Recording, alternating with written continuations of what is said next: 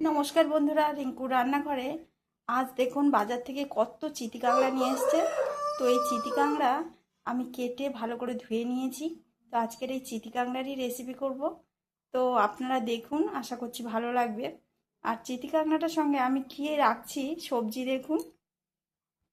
কাঁকড়ার সঙ্গে রাখছি গাছের এই আমড়া, দেখুন আমড়া হয়েছে। তো এই আমড়াই দিয়ে আজকের রেসিপিটা বানাবো। তো এখানে আমড়া আমি পেড়ে নেবো।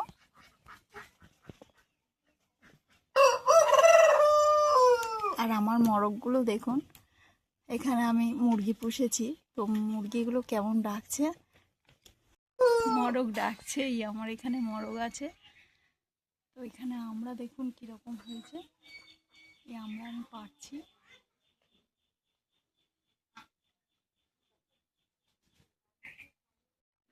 আমরা এখানে দেখুন কত আমরা পেড়ে নিয়েছি। খুব কাছাকাছি হয়ে আছে, খুবই হয়েছে এবছর। তো এখন আমড়াটা আমি কেটে ভালো করে ধুয়ে নেব। এখানে আমি আমড়া কেটে ভালো করে ধুয়ে নিয়েছি আর নিয়েছি সর্ষের পেস্ট। প্রথমে আমি আমড়াটা সেদ্ধ করে নেব। আমড়া তো সেদ্ধ করে নিয়েছি। তো আপনারা ভাবছেন কিভাবে আমি রেসিপিটা বানাবো, তো আমি দেখাচ্ছি। এই আমড়া আর সর্ষে আর এখানে কাঁকড়া আছে, তো একসঙ্গে সব কিছু মেখে নেব। মেখে আমি 10 মিনিটের জন্য ঢাকনা দিয়ে রেখে দেব। এর মধ্যে দিয়ে দেব হলুদ গুঁড়ো আর লবণ।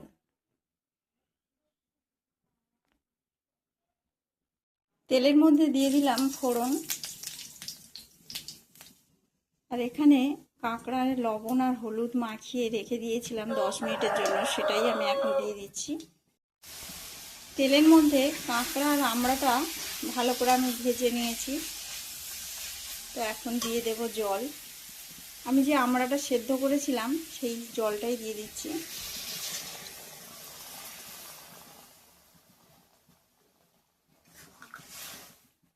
আপনারা তো অনেকেই অনেকভাবেই এই কাঁকড়ার অম্বল খেয়েছেন। তো এইভাবে একবার করে খেয়ে দেখবেন কেমন লাগছে আর কেমন লেগেছে কমেন্টে জানাবেন। সব শেষে আমি দিয়ে দিলাম একটু চিনি।